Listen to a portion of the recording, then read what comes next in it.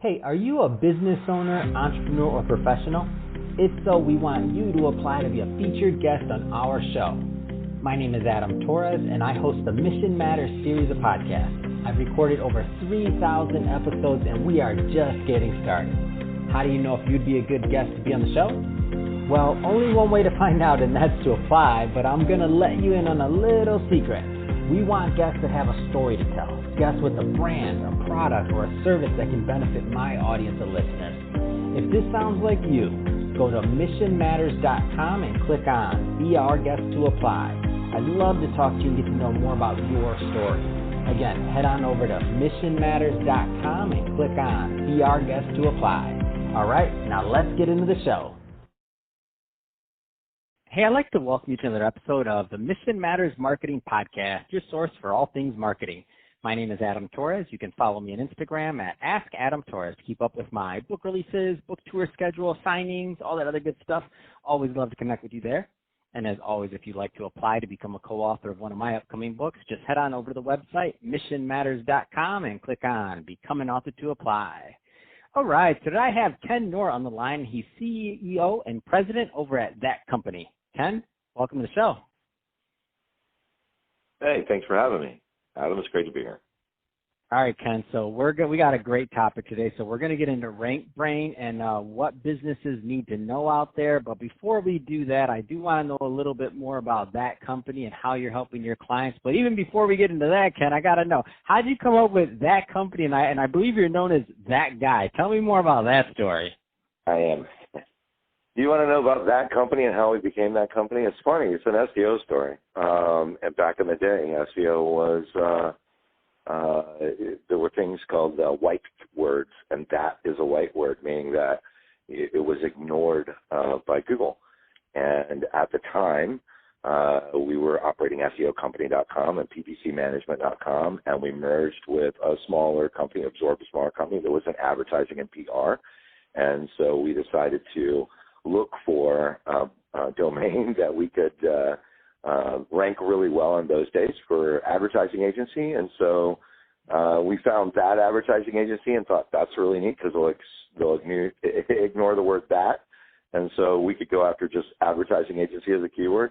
And then we realized at the time our primary corporate name, our parent company, is Build Intelligence Web Solutions, and nobody liked it. And when we were merging with this firm, they were a PR and traditional ad agency, and they said, you got to rebrand. And so we were able to find That Company, and that's where the beginning of That Company came from. And then we took the top rankings for advertising agency, and the rest is history. Although we pivoted quite a bit, and that's not who we are anymore. Today is something totally different. Oh, I knew you wouldn't disappoint me. It's an SEO story. I knew you wouldn't disappoint me, and I had to document that for my audience because I looked at it. I'm like, man, you've been in business at least with That Company for going on 14 years. With That Company alone, I'm like, yep. There's a story behind this because interesting things were happening online 14 years ago. You're a pioneer in this stuff, so that's awesome. And I think that's also a great transition. So let's get into That Company and the complexion of what you're doing today. Tell me a little bit more about the company. Yeah, so like I said at the very beginning there, we also are SEOcompany.com, and for 8 or 9 years running, we were the number one ranked firm for the phrase SEO company. And in 2015 or so, Google did a massive shakeup to the SEO community. I knew and still do know all of the guys that were ranking number one in those days, all really valuable and incredibly talented SEO firms. Long and short of it is that Google decided to completely disrupt that space. Within an overnight, all the guys that were top ranking were gone. And within 3 weeks, Google turned the phrase SEO company into a local search, which meant that instead of getting the best SEO company in the globe or in the country as the number one result, you actually got the SEO company that was closest by to you or had a relevance related to proximity. And at that point, we realized, if we're what we ought to do is pivot Well, when we originally started way back, we were, our flagship product at the very beginning was pay-per-click management. And in 2008, we had a big SEO firm out of New York City contact us and say, hey, we do SEO, but we don't do pay-per-click. Would you do pay-per-click for us, for our clients? And so we got into our first white label relationship where we would do work for them, and it was very custom. So we actually talked to their clients as under their company brand. We sent out reports under their brand. We answered phones as their brand. And we had built that relationship over a long period of time. And when that happened in 2015, we thought, we do this white label thing pretty well.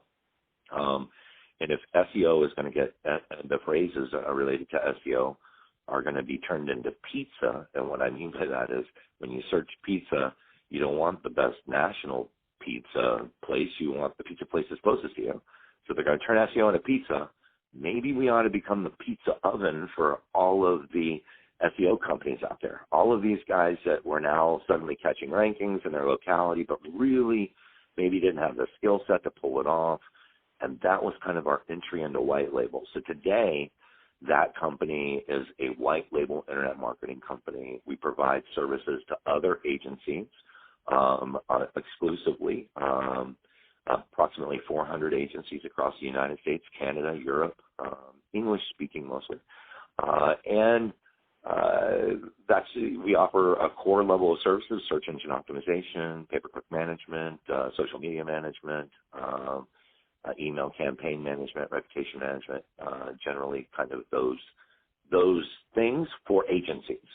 So people call us direct. We don't go out and hunt that business. We will work direct, but most of the time, the majority of the business we do is working with our agencies. So it gives you an idea. So we're really that company and that company and that company and that company and that company. Wow, that's so exciting. It's so smart. I love it because it makes sense. Like especially like when I look at like our agency, I'm like, all right, so we do a lot of things. We don't do SEO. I'm like, oh man, I'm gonna have to get you on the phone with our other co-founder. He deals with all the partnership side of things. I'm on the mic. I already told you that, Ken. But I got the guy for you to talk to. I need to figure out, do we need to be doing this? And if you're out there with an agency, by the way, like you need to be thinking about this too, because if it's you work with a very reputable company, and and again, I've never worked or done the SEO side. And we have those relationships, Adam. Yeah, you're right on it though. We have relationships, Adam, where we're the infill. So like I said, our first foray into this was a big SEO firm that said, "Can you do pay-per-click?" And so we don't. If you have an agency or you're in marketing, and let's say you're a web design agency, and you need us to fill it all in, we could do that. If you're doing social media, but you don't do SEO and you don't do pay-per-click, we could do that. And we operate under your brand. And I think the thing that sets us apart, we have two what I call USPs, unique selling propositions. The thing that sets us apart is the two things. Is one, we private label or white label our sales too. So meaning if you have a client opportunity, you may not be comfortable setting the proper expectations for what a client could expect from SEO or what they could expect from PPC. And we all know how important expectations are to customer satisfaction. The number one failure for an unhappy customer is a missed expectation. So we can be on the phone as your brand, actually helping you close the business with your clients, and you've got a professional sales team available. That's not normal in the white label space. The other thing that's not normal is that we actually do direct client communications. Like I said, we answer the phone as your brand. We respond, under your brand and all of our communications with the client through a privatized project management system, and that all falls out underneath your email domain and everything else. We stay invisible, but it stops that thing from your typical kind of like outsource overseas where you're going to have somebody do the SEO, but you've got to be the middleman. You're the one that has to talk to the customer. You have to get the customer's interests and needs, and then you got to go talk to your SEO team, and then your SEO team has questions, and they got to call you, and then you're going to call the customer. We take all that telephone game thing out, and we interact directly with the customer. All of our on the front line people are native English, U.S.-based people. In fact, we outsource very, very little. at all. And so everything is U.S. based. So we just give a really strong representation of your brand when we're working with your customer. That's awesome. Let's get into RankBrain a little bit with the time we have left here, because I do want to go a little bit further into this. So and I will be having Chirag is going to be giving you guys a call for us. That's his name, the other co-founder. I'm going to do an email introduction after this, and I'm going to also give you the opportunity to leave your website and stuff so that the other agency owners that are out there listening, like myself, can also follow up. But before we get into that, tell us a little bit more about RankBrain and what business owners out there need to know.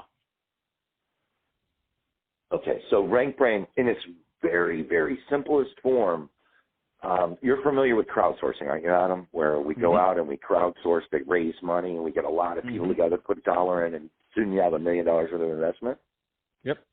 Familiar with that? Yes, absolutely. All right, so RankBrain, in essence, is crowdsourcing search engine optimization results. It's Google observing behavior, the search results behavior. So, and it's very simplest form. When a result is pushed up into Google, Google watches the behavior of its searchers and whether or not and how they interact with that. And then they also compare that interaction with what the web page actually looks at. So just to give you an example, there are 3 types of searches or search intent. The first is an informational search, the second is a transactional search, and the third is a navigational search. Informational search, you're familiar with it. We're doing research online. We do search for a keyword, and we respond and click on Wikipedia, or we click on this informational website. A transactional web search is where a phrase results in somebody that when their behavior indicates that they're looking for purchases or they're looking for an e-commerce website. And then the final is what we call navigational, and navigational actually kind of falls into 2 pieces, and that is where they're trying to find where they're going. That's a simple navigation. And the second is when they're looking for a very specific brand, or they're looking for a known name or something like that, trying to navigate to a company that they're aware of. But the important part to understand about this in RankBrain is that your website has to match that intent. So if you look at that intent, and what we see when Google comes through and they watch the users over a long period of time, they've collected a lot of information. So 2 great searches to get an example on this. We could go out and search Air Jordans size 10. Air Jordan size 10 is a search that's obviously transactional. The person is indicating that they're looking for Air Jordans, and they're looking for a very specific size. And if you were to study the results on that search result, you would find that all of them are grid-based results, meaning what I mean by that is they have a typical e-commerce layout. When you click on the result, you come there. There's not a lot of content. There's grids of photos of various different Air Jordans and their sizes and colors and all that. And then if you were to look at another search, say the history of Air Jordans, you did a search for the history of Air Jordans, you look at those results are totally different. Completely different. It's a different style page, and that's because Google has figured out what that search intent is and what people are looking for and their behaviors, and they're watching that behavior all the time. So that is the core basis of understanding RankBrain, and understands searcher behavior and matches it up with the type of content that you're trying to rank, okay? So if I were trying to rank an e-commerce website for an informational search, I would struggle immensely. If I was trying to rank an informational site for an e-commerce keyword or a transaction intent keyword, I'm dead in the water. You've got to understand what that means, and that's really the core basis of RankBrain. Wow, it makes so much sense. And so when you think about like the changes, and as people are out there with their strategies and what they're doing with their client, because sometimes in SEO, I mean, it's difficult because it changes too. Like the stuff doesn't stay the same. Like you gave us an example of early on, right? But every single year, it could be more than that. But I'm always hearing about these changes. So to me, it's like if somebody's not having these type of conversations with their agency or with, their SEO expert like that, it's really tricky. Like, so my background is finance. So when I was in finance, we were doing every single year there's something new regulations, new things, new tests like that. You got to stay up to date. Like SEO is a craft. like whether it's RankBrain or whether some of the other things that happen, like Google sends out an announcement and and everything changes, and you're like, nobody controls Google. I'm gonna throw in the right, but that's what we're all beholden to as number one. But when you understand these concepts, they could be used to your advantage. So let's go. I want you to take you could use the e-commerce example if you like, or you could use another example if you want. But let's take that scenario a little bit further and what a strategy could look like. Absolutely. So right out of the gate, understanding that, because when we talk about that, there's a little bit more to it, and I'm actually go a little further with that. But the thing that I think is most important to understand is that if you do not, you mentioned it, if your agency's not talking to you about search intent and an understanding of that, then they're applying a one-size-fits-all kind of approach. It isn't a one-size-fits-all approach. It used to be, but it is not anymore. You must understand what's going on with search intent because it's exclusionary. So if I have an informational result and I'm trying to go after my web page is informational and I'm trying to go after a transactional keyword, I am dead in the water. I cannot do it with that. Google will not rank me. It just won't work. No matter what I do, no matter how many backlinks I build, no matter how good my content is, if it doesn't match that intent, we're done.